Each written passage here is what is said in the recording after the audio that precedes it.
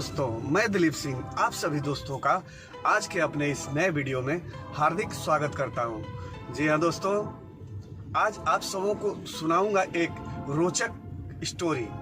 जी हाँ, रोचक कहानी कह लीजिए। और ये कहानी है एक गधे पर। तो चलिए मैं आप सबों को कहानी सुना रहा हूँ। दुकान पे जाते जाते रास्ते को पार करते हुए, तय करते हुए अपनी दूरी को, और आप लोग सफ़र का आनंद भी उठाएं और स्टोरी का भी आनंद उठाएं, उस गधे की स्टोरी का। और उस गधे का नाम था बटोर। जी हाँ, चलिए शुरू हो जाइए, सुनने के लिए तैयार हो जाइए और रास्ते का भी मज़ा लीजिए। तो दोस्तों, एक धोबी और धोबन थे। धोबी और धोबन तो आप समझ ही सकते हैं। धोबी जो हमारे गंदे मैले कुचैले कपड़े धोते हैं, आपके मेरे हम सब के, तो उन्हें धोबी कहा जाता है। और अंग्रेजी में शायद उन्हें वाशर मैन भी कहा जाता है। तो उनके पास उनकी अपनी कोई संतान नहीं थी, अपनी कोई औलाद नहीं थी। औलाद के नाम पर बस एक गधा था और इस गधे का नाम बटोर था। और बटोर से ये लोग काम नहीं लिया करते थे, उस पर बोझा नहीं ढोया करते थे, क्योंकि उसे वो अपनी संतान की तरह मानते थे। और गधों में वो आखिरी गधा बचा था उनके पास, तो बहुत प्यार दिया करते थे वो अपनी औलाद की तरह।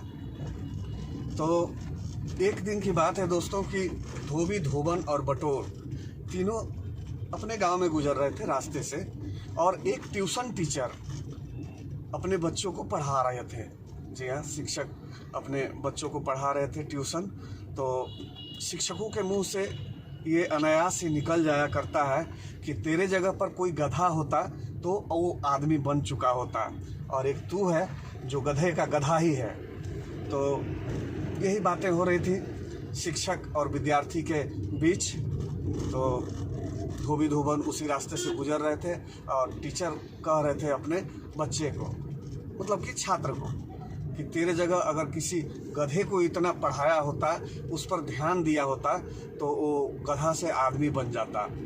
बस धोबी और धोबन ये बात सुन लेते हैं और गांठ पड़ जाती है इनके दिमाग में इस बात की, क्योंकि एक तो संतान नहीं थी, और संतान के रूप में जिसे ये मान भी चुके हैं गधे को अपनी संतान, तो वो भी इंसान नहीं है। लेकिन अब गुरुजी कह रहे हैं कि गधे को पढ़ा के इंसान बना सकते हैं, कुछ आदमी बना देते।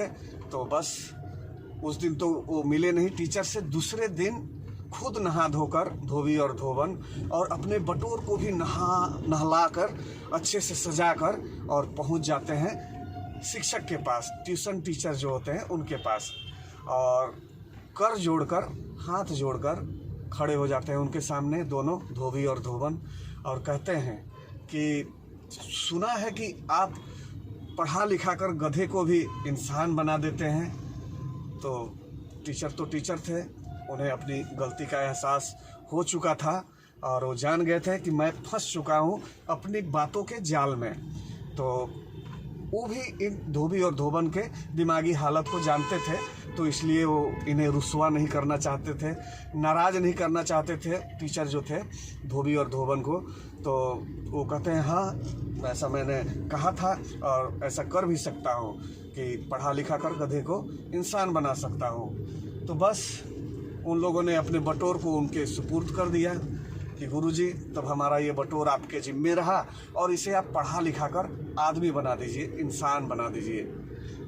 गुरुजी गधे को रख लेते हैं, और ये धोबी और धोबन जो थे वो बटोर के बिना ही अपने घर वापस आ जाते हैं।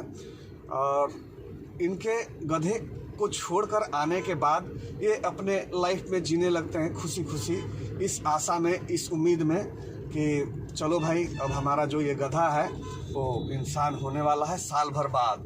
साल भर का टाइम लिमिट मांगा था गुरुजी ने, टीचर ने। और गुरुजी ने क्या किया कि गधे को जब वो छोड़ के गए, तो किसी दूर के गांव में, दूर दराज के गांव में गुरुजी ले जाकर और इस गधे को बेच देते हैं, और बस जो जहाँ थे वही हो जाते हैं। समय बीतता जाता है और किसी तरह 1 साल पूरे होते हैं। धोबी और धोबन के लिए 1 साल जेल जैसे हो गए थे कि जेल से जब रिहाई होती है तो जो खुशी मिलती है उस टाइप की खुशी इन्हें मिलने वाली थी जब 1 साल पूरा होने वाला था। और जैसे ही 1 साल पूरे होते हैं तो पहुंच जाते हैं ये गुरुजी के पास धोबी और धोबन और डिमांड करते हैं कि भाई हमारा जो बटोर गधा था वो आदमी बन चुका है, 1 साल पूरे हो चुके, सो मेरा गधा मुझे वापस चाहिए, मेरा बटोर मुझे वापस चाहिए इंसान के रूप में। तो गुरुजी थे तो उन्होंने कहा कि हाँ, आपका बटोर जो है वो गधे से इंसान भी बन चुका और बहुत सारा पढ़ लिख कर वो बड़ा लीडर बन चुका है, बड़ा वाला नेता बन चुका है और वो अभी दिल्ली में है और किसी मंत्री पद पर है। तो अगर वाकई आपको उनसे मिलना है तो आप दिल्ली जाएं और ये उनका पता है आपके बटोर गधे का और उनसे जाकर आप मिलें। बस फिर क्या था, धोबी और धोबन दिल्ली जाने की तैयारी कर लेते हैं और साथ में ले जाते हैं कुछ ऐसी चीज़ें जो बटोर के लाइफ से जुड़ी हुई थी, जैसे जिसमें उसके पाँव को छांदा जाता था, बांधा जाता था, वो रस्सी और जिस नाद में बटोर खाता था वो नाद, ये सब कुछ लेके ये दिल्ली पहुंच जाते हैं मंत्री जी के आवास पर। तो मंत्री जी के आवास पर ये अंदर घुसने की कोशिश करते हैं तो द्वार प्रहरी जो है उन्हें रोक लेता है। गार्ड जो होता है दरवान, वो धोबी और धोबन को रोक लेता है कि भाई अंदर नहीं जा सकते। तो वो बोला ऐसा आप कैसे बोल सकते हो, मेरा बेटा है वो मंत्री है, बना है, गधे से इंसान बना है और हम उसके मम्मी पापा हैं और तुम कह रहे हो कि हम उससे मिल नहीं सकते। सो हमें तो उससे मिल के ही जाना है, नहीं तो हम यहीं इस दरवाजे पे धरने पे बैठ जाएंगे। किसी तरह ये बात पहुंचती है मंत्री जी के पास जो अंदर अपने बंगले में होते हैं और मंत्री जी को कहा जाता है कि आपके मम्मी पापा आए हैं, कोई है जो आपके मम्मी पापा होने का दावा कर रहा है और वो जिद पकड़े हुए हैं कि बिना आपसे मिले नहीं जाएंगे और नहीं तो धरने पे बैठ जाएंगे।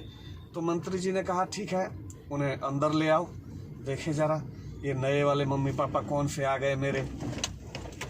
तो बस दोस्तों, जो वॉचमैन था वो उन्हें अंदर लेकर जाता है धोबी और धोबन को।